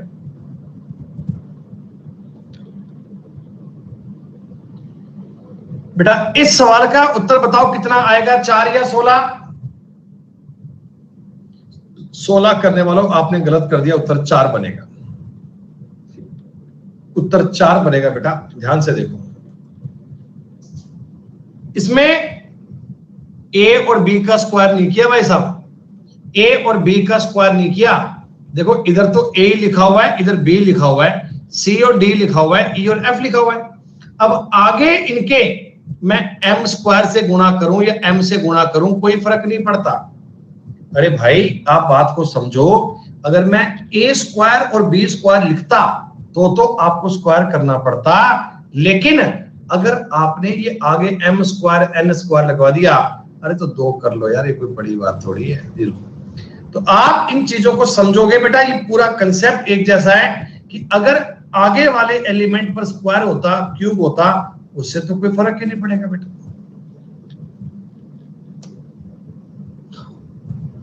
अब आपने कहा जी ये सवाल क्या करें हैं, ये सवाल क्या करें, उत्तर ये आ गया, P बटा Q बराबर R बटे S बराबर T बटा U बराबर है 2/3 के। अब आपसे पूछा है MP, NR, OT, कोई फर्क नहीं पड़ेगा, उत्तर 2-3 ही बनेगा बेटा। रूल पता होना चाहिए, नियम पता होना चाहिए, डायरेक्ट उत्तर टिक करके आओगे एग्जाम में। तो इस सवाल का उत्तर क्या बताओ मुझे, 1:2 मान लिया जाए, डी ऑप्शन मान लिया जाए, ये भैया ये सवाल कहीं कल एज ए डाउट लेके पता रहना बेटा, बहुत दिल दुखेगा हमारा अगर आप कल की क्लास में ये सवाल लेकर आ जाओगे कि सर मेरे से ना 107 नंबर नहीं हो पाया। भैया कह रहा हूं भैया कसम से जान निकल जाएगी। अब ये भी बताया सवाल बेटा, उत्तर कितना आएगा? 1/2 आएगा क्या?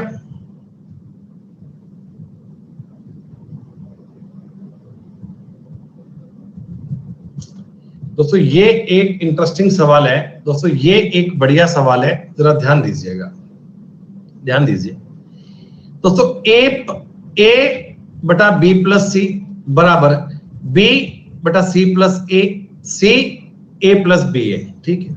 मैंने अभी ये भी बताया था ये बातें बेटा तीनों बातों के जोड़ के बराबर आएंगे बेटा, ये बातें जो हैं ये तीनों बातों के जोड़ के बराबर आएंगी ना। हाँ, तो ऊपर मैं ये करूंगा बेटा, नीचे अगर मैं जोड़ूंगा तो बेटा आप बताओ ना, ए प्लस बी प्लस सी 2 बार आएगा क्या बेटा? क्या ये सब 2 बार आएगा क्या? ए बी सी से ए बी सी कट जाएगा, क्या उत्तर दोस्तों 1/2 बन जाएगा? दोस्तों इस सवाल में थोड़ा ध्यान देना है दोस्तों, आपको एक बात देखो समझनी है। आपको मैं ये कह रहा हूं ए बटा बी प्लस सी बराबर B plus C plus A बराबर सी प्लस ए प्लस बी बराबर, है ना। तो दोस्तों आपने जो नियम लगाया वो बड़ा इजी है। जैसा आपने जो नियम लगाया बड़ा आसान है कि ऊपर वाली बातों को जोड़ना नीचे वाली बातों को जोड़ना, उससे a प्लस बी प्लस सी वाला पार्ट कट जाता है और 1/2 आपका उत्तर बन जाता है। ये बात बेटा आपको समझ में तो आ गई ना। अब देखिए यहां समझने वाली 2 बातें बनती है बेटा। सवाल में ना आपको ये बात लिखकर दी गई थी बेटा, सवाल में ये बीच में कॉमा नहीं, हाँ A B C greater than 0 है बेटा, सवाल में दिया हुआ था ए बी सी तीनों क्या है ग्रेटर देन 0। एक बेटा इस सवाल में कंडीशन बनती है कि if a plus B plus C का मान 0 आ जाए। अगर दोस्तों मान लीजिए a plus B plus C का मान 0 आ जाए बेटा, a b c का मान अगर 0 बन जाए तो उस केस में क्या होगा? सुनिएगा बेटा बहुत ध्यान से सुना। तो बेटा देखो तब तो ये कट नहीं पाएगा ना बेटा।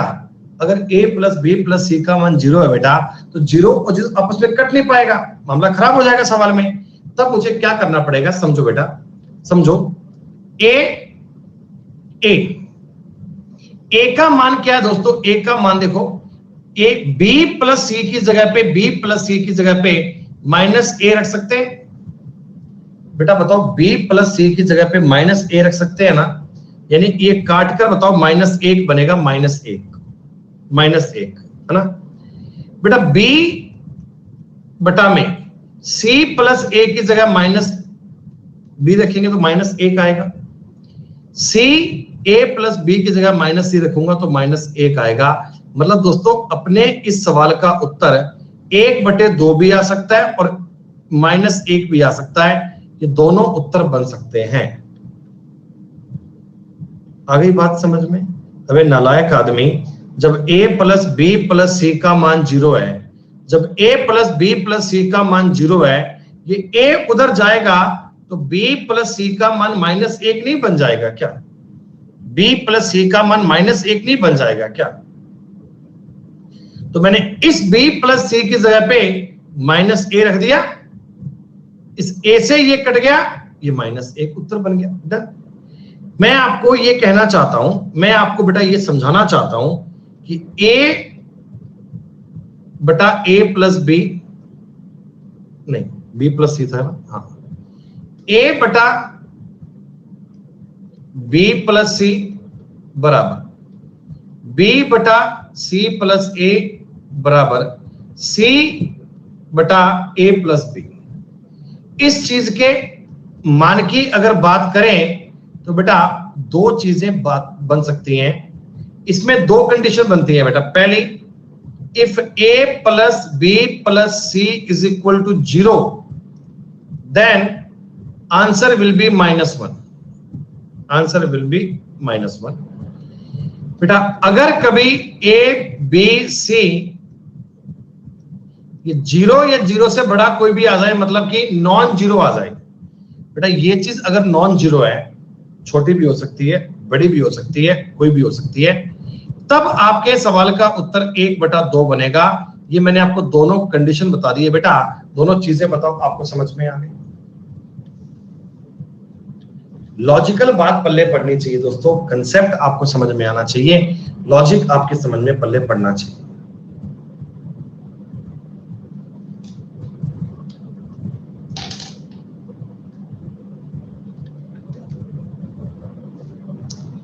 दोस्तों पेन का यूज नहीं करना, सिर्फ सोचकर बता दो इस सवाल का उत्तर 1/3 बनेगा क्या। पेन उठाना मुझे बेटा पाप लगता है इस सवाल में, सिर्फ देख के बता दो इस सवाल में आपका उत्तर 1/3 बनेगा। क्योंकि ऊपर देखो a + b + c बनेगा, नीचे a + b + c बेटा 3 बार जुड़ेंगे, तो 3 बार a बनेगा, 3 बार b बनेगा, 3 बार c बनेगा, a b c तो कट जाएगा, 1/3 उत्तर बनेगा, खत्म बात।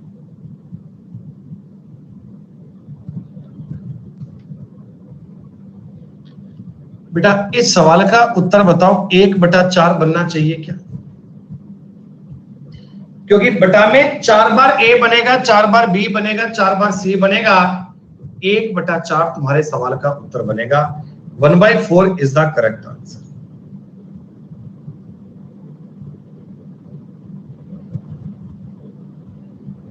पॉइंट क्लियर है साथ साथ बेटा, प्रॉपर बातें समझ पा रहे हो ना?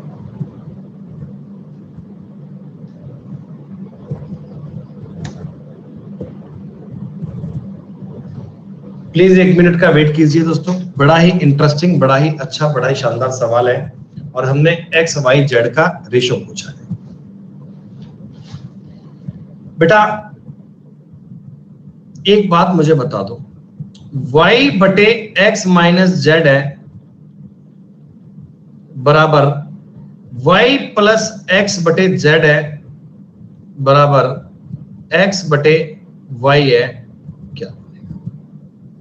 बेटा क्वेश्चन सॉल्व करने के लिए एक बार बताओ, मैं ऊपर वाली तीनों चीजों को और नीचे वाली तीनों चीजों को आपस में जोड़ सकता हूं? जब बेटा ऊपर वाले पार्ट जोड़ूंगा तो y + x + x बनेगा,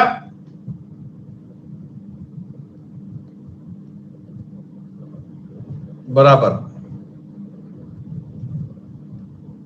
x - z + y, ये बनेगा बेटा। बताओ, अभी बताया था कि ऊपर का सारा पार्ट नीचे का सारा पार्ट जोड़ोगे तब भी चीजें बराबर बनेंगी। बेटा देखो इधर से ये पॉइंट कट जाएगा, आप मुझे बताओ ऊपर से कॉमन लेकर x + y आएगा, नीचे में भी x + y आएगा, बेटा ये पॉइंट कट जाएगा, क्या ये चीजें 2 के बराबर आएंगी क्या? क्या बोलो ये बातें 2 के इक्वल बनेंगी क्या? ऐसे बताओ। मतलब दोस्तों आपको ये बात समझ में आ गई कि इक्वेशन में इन तीनों चीजों का मान 2 के बराबर है।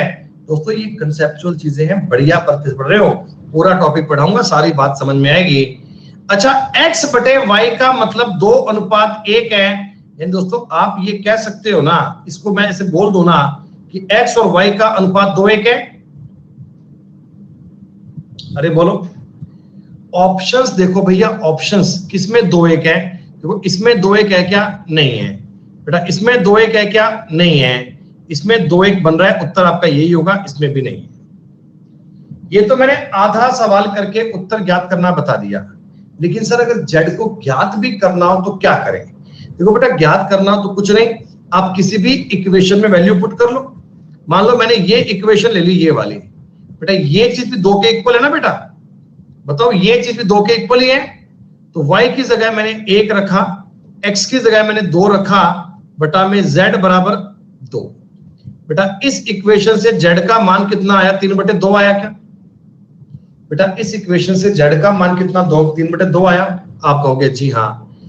x y z अगर ज्ञात करना है तो 2, 1 और 3/2, सबको 2 से मल्टीप्लाई कर लीजिए, 4 2 3, 4 2 3, ये आपके सवाल का उत्तर आ गया।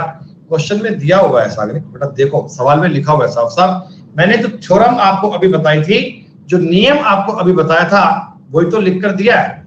इस चीज का मान मैंने निकाल लिया, 2 आया था और सवाल में आ गया कि x बटा वाई 2 के बराबर है, खत्म।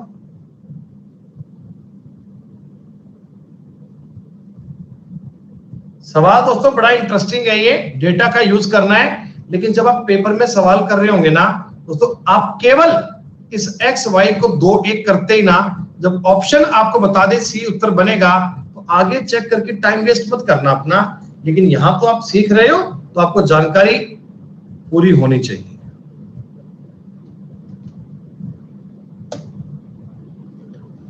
बेटा जैसा मैंने आपको अभी अभी सवाल करवाया था, ये बिल्कुल सेम दर्जे का सवाल है। एक बार ध्यान से देखिए दोस्तों, एक बार ध्यान से देखिएगा, जैसा मैंने आपको अभी अभी सवाल करवाया। दोस्तों आप अपनी शीट की देखना विशेषता, एक एक कैटेगरी के सवाल आपको दिखेंगे एक साथ।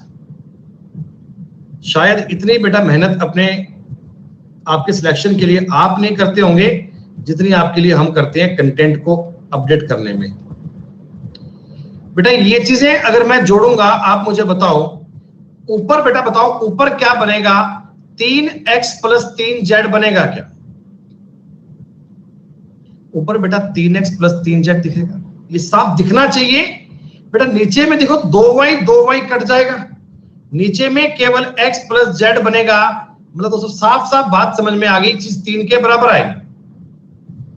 अब ये इतना लिखना नहीं होता, ये भैया समझ में आ जाएगा, ये बातें 3 के इक्वल है, ये पॉइंट दोस्तों 3 के बराबर हैं। मैं आपको ये कह सकता हूं क्या कि 2x बटे z बराबर 3 के बराबर है। दोस्तों बताओ, ये 2x बटे z 3 के बराबर है, तो x बटे z कितना आया दोस्तों? x बटे z आया 3/2। क्या आपको x का और z का दोस्तों अनुपात मिल गया क्या? क्या दोस्तों आपको x और z का अनुपात मिल गया क्या? आप कहोगे हाँ सर, x और z का अनुपात मिल गया। किसी भी इक्वेशन में पुट करके y निकाल लो यार। अगर मैं इस इक्वेशन में भी पुट करता हूं 2z + x बटा 2y, ये चीज भी 3 के बराबर थी, सब चीज 3 के इक्वल ही है। ये सवाल आपने अभी सीखा, x की जगह पे 3 रख लो और y की जगह सॉरी z पे 2 रख लो, 2 दूनी 4, x का मतलब कितना है बेटा 3 बटा 2y का मतलब बेटा 3, y का मतलब 7/6 आएगा क्या दोस्तों? y का मतलब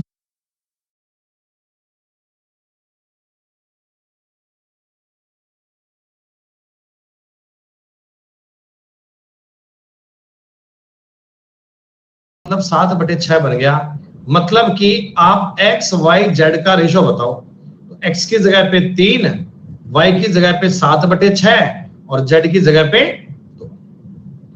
सॉर्ट आउट करने के लिए पूरे सवाल को 86 से गुणा कर लिया जाए, 18 7 12। उत्तर क्या आएगा बेटा? उत्तर बनेगा आपका 37/12, 37/12 is the correct answer. Level के सवाल है दोस्तों, बढ़िया प्रकार के सवाल है। अगर आप किसी टॉपिक में केवल इजी क्वेश्चन करके खुद को भ्रमित महसूस कर रहे हो बेटा, वो गलत बात है। अगर सही रिजल्ट चाहिए तो इस प्रकार के दर्जे की बात आपको आनी चाहिए, तो ही रिजल्ट बनेगा, तो ही शानदार बात बनेगी बेटा।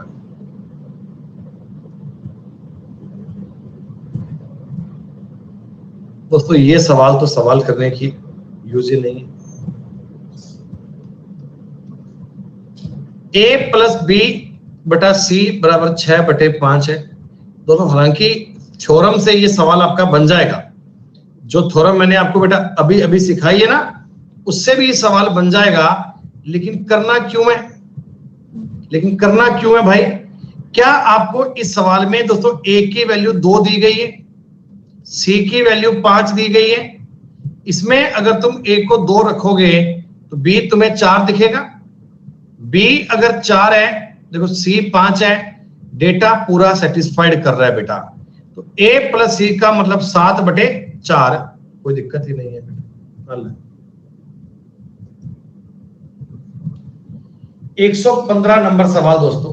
अब आपके लिए एक नया कानून है, एक दोस्तों नया नियम है। उत्तर तो 2 आएगा इस सवाल का। फ्यूचर में कभी आपको ये सवाल दिखे तो देखते ही बेटा टिक करना। ये होता है इसे बोलते हैं कोपेंडो डिवेंडो। बेटा कोपेंडो डिवेंडो क्या होता है, क्या कंसेप्ट है, कैसे काम आता है, जरा समझिएगा। अभी थोड़ी देर में आप भी टिक कर पाएंगे, इसका उत्तर 2 आता है। ये बात थोड़ी देर में आपको भी समझ में आ जाएगी। प्यारे बच्चों देखो क्या होता है, आपको ना ये सवाल हमेशा बेटा इस फॉर्मेट का मिलता है। कैसे? x बराबर 2ab बटा root a plus root b, ऐसे दिया मिलता है कि x बराबर 2ab upon root a plus root b। और आपसे क्वेश्चन जो पूछते हैं ना वो ये पूछते हैं, सॉरी बेटा यहां 4ab आएगा, 4ab।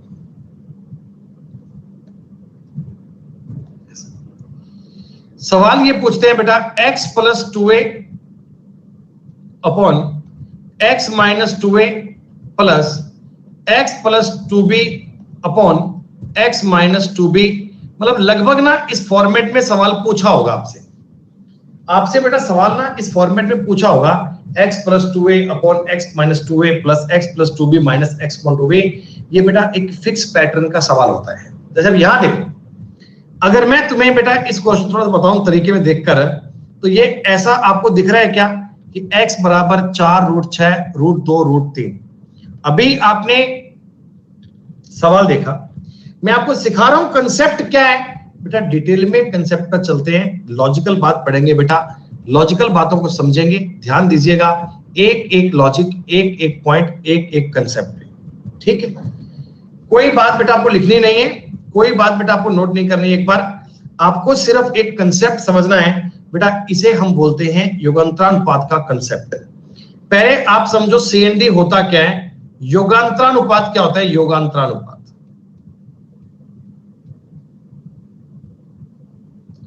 बेटा ये होता है कि अगर किसी सवाल में a प्लस बी बराबर सी बटे डी होना, अगर कभी ये ऐसा होना, तो इसका दोस्तों मतलब ना आप इसको ऐसा लिख सकते हो, a plus b upon a minus b बराबर c plus d upon c minus D.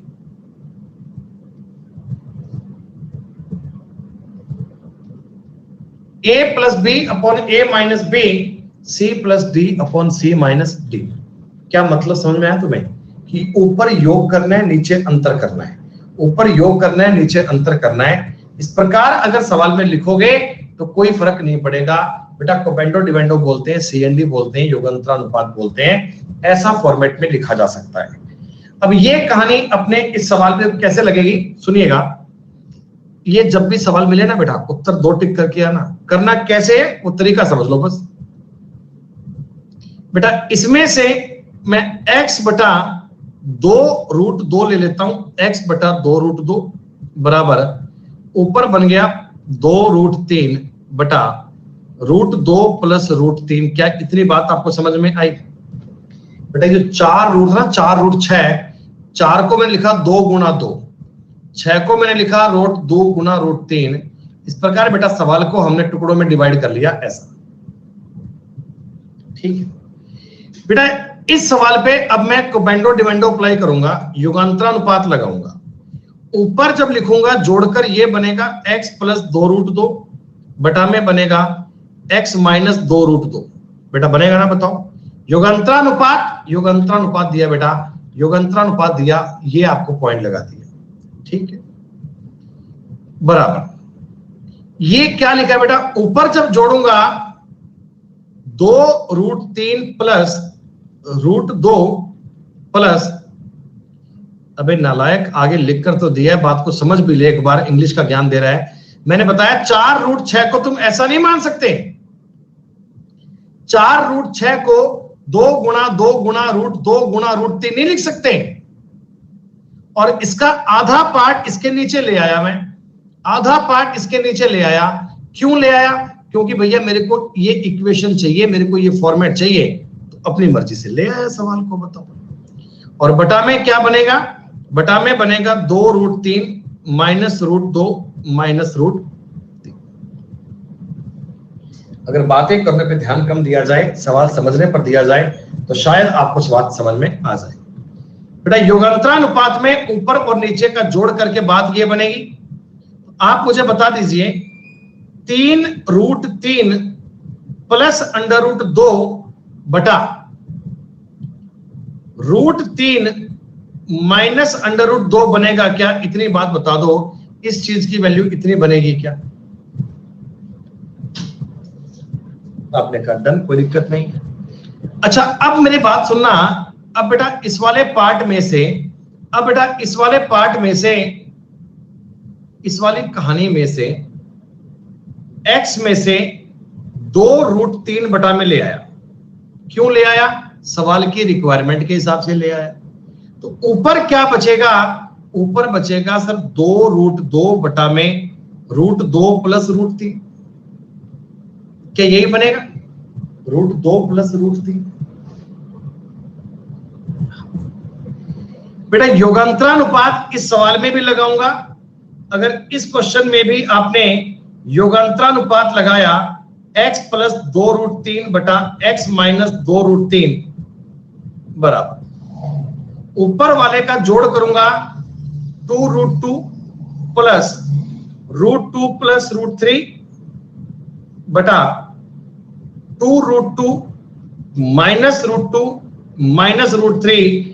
कोपेंडो डिवेंडो बेटा मैंने लगाया सवाल में, कुछ नहीं किया। मेरा सवाल बन चुका है 3√2 प्लस √3 बटा √2 माइनस √3। यहां तक की बात में कोई समस्या है तो बताओ भाई।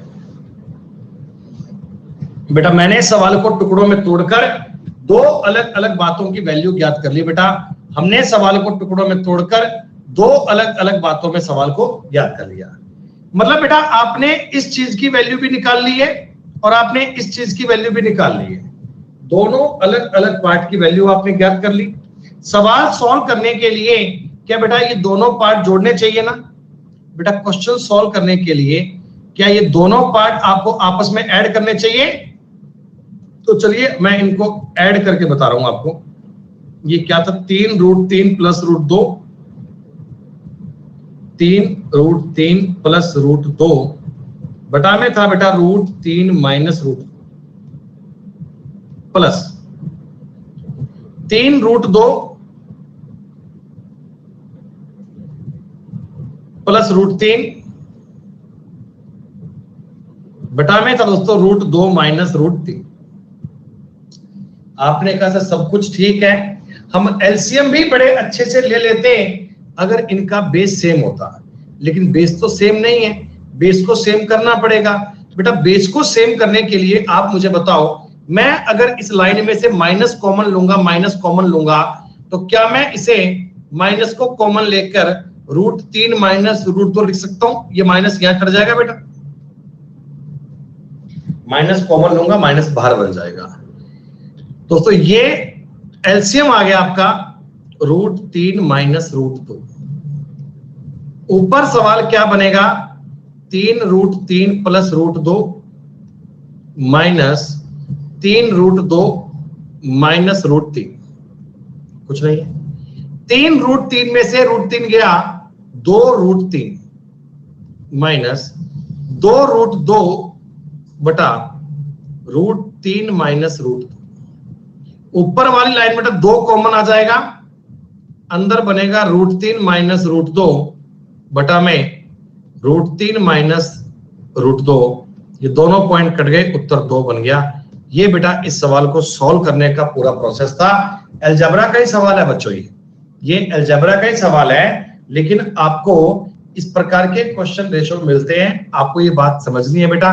कोपेंडो डिवेंडो के रूल को फॉलो करते हुए इस सवाल का उत्तर बेटा 2 बनेगा।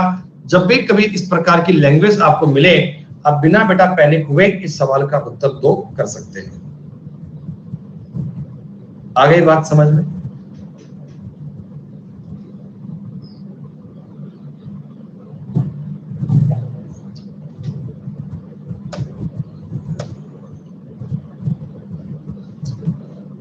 This rule is called Coppendo Divendo.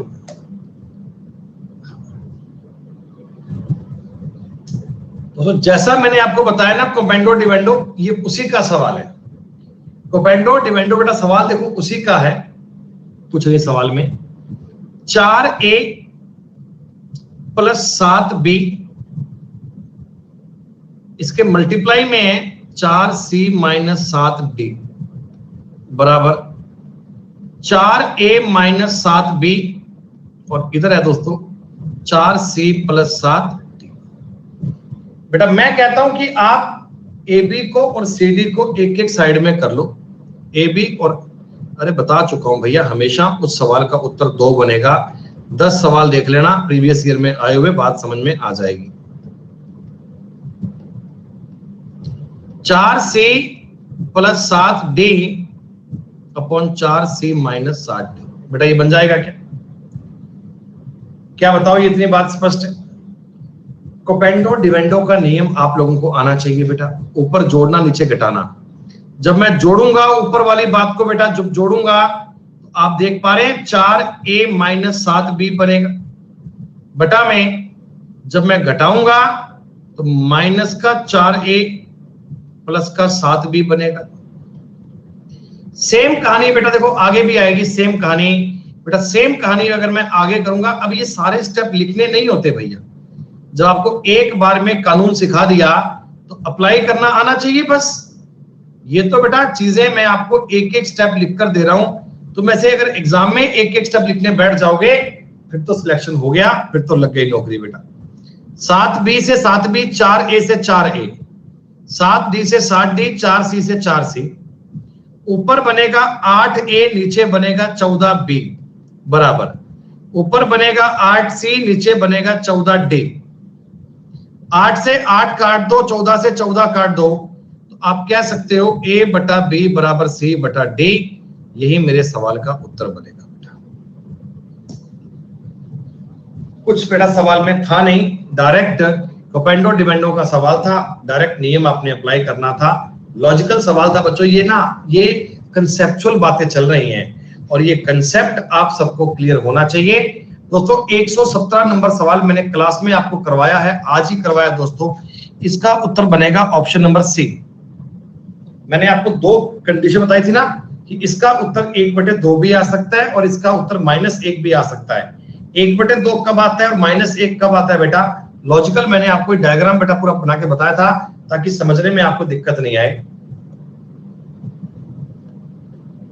ये तो बेटा परसेंटेज का सवाल आ गया। एक संख्या का 8/5 का 6/7 ना ये 192 के बराबर है बेटा। नंबर जो क्या है, नंबर जो होगा वो 192 गुणा 5 गुणा 7/6 गुणा 8 होगा। आपसे पूछा गया नंबर का 3/4 कितना आएगा, 3/4 इसका और करना है, खत्म बात।